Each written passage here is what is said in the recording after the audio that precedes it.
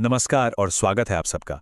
आज हम एक बहुत ही दिलचस्प चीज पर बात करने वाले हैं, नियंत्रण का भ्रम।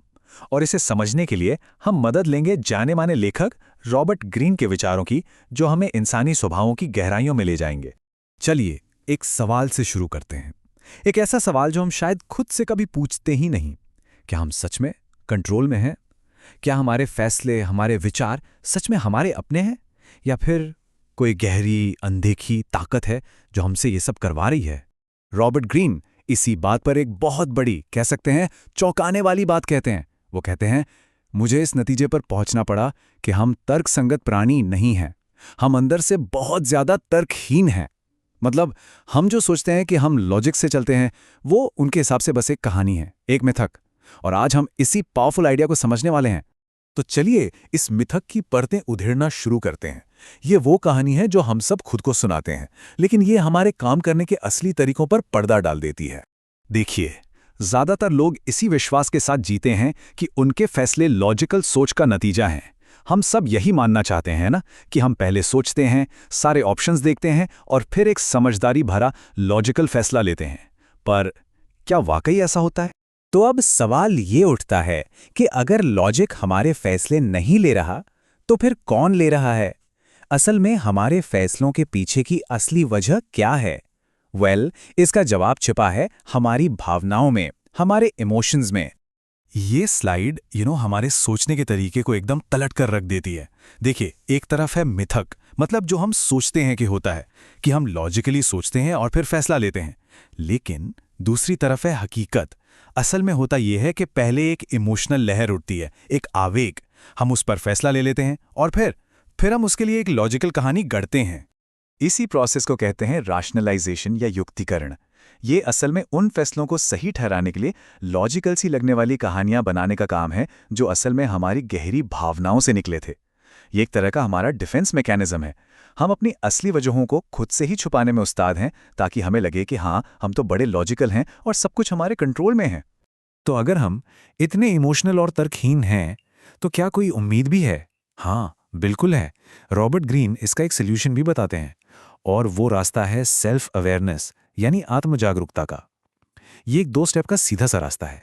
तो ये सेल्फ अवेयरनेस कैसे आएगी? इसके 2 कदम हैं। स्टेप 1, अपने अंदर झांकना, अपने इमोशनल खिंचाव को, अपने डिफेंसिव ट्रिगर्स को पहचानना, मतलब कौन सी बात पर गुस्सा आता है, क्यों आता है। और स्टेप 2, बाहर देखना, दूसरे लोगों में भी इसी तर्कहीन इमोशनल बिहेवियर के पैटर्न को ऑब्जर्व करना। आप देखेंगे कि हर कोई ऐसा ही कर रहा है। और यहाँ एक बहुत जरूरी बात समझनी होगी। इसका मकसद इमोशंस को खत्म करना बिल्कुल नहीं है। अरे, इमोशंस तो इंसान होने का हिस्सा हैं। असली मकसद है एक ऊंचा नजरिया, एक हायर पर्सपेक्टिव हासिल करना। इस आइडिया को समझने के लिए एक जबरदस्त एनालॉजी है। सोचिए, हमारा दिमाग एक घर की तरह है, जिसमें अलग अलग मंजिलें हैं। चलिए इस घर के अंदर चलते हैं और देखते हैं कि ये मंजिलें क्या हैं। सबसे नीचे है बेसमेंट। ये हमारा वो हिस्सा है जो एकदम इमोशनल है, आदिम है। यहां से दुनिया को देखने का नजरिया बहुत छोटा, रिएक्टिव और डिफेंसिव होता है। सच तो यह है कि हम में से ज्यादातर लोग अपनी जिंदगी का बड़ा हिस्सा इसी बेसमेंट में गुजार देते हैं, जहां हमारी गहरी भावनाएं, डर और इच्छाएं ही हमसे फैसले करवाती हैं। लेकिन इस घर में एक टॉप फ्लोर भी है। यह है हायर रैशनैलिटी, यानी उच्च तर्क संगतता की स्टेट। यहां से नजारा एकदम साफ और खुला होता है। यहां से आप अपनी ही भावनाओं को नीचे बेसमेंट में देख सकते हैं, उन्हें समझ सकते हैं, पर उनके कंट्रोल में नहीं होते। तो यही है असली मंजिल, हायर रैशनैलिटी।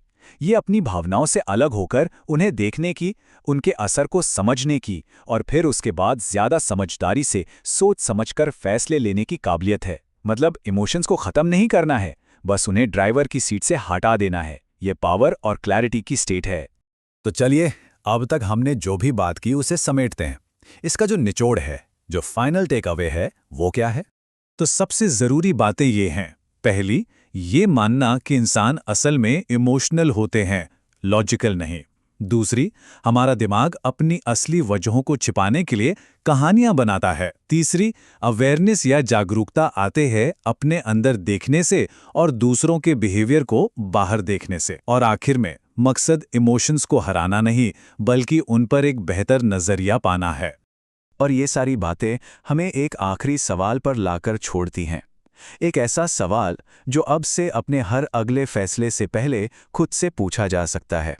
मेरे इस अगले फैसले के पीछे कौन सी भावना काम कर रही है? इस सवाल पर सोचना ही सच्चे सेल्फ कंट्रोल की तरफ पहला कदम है।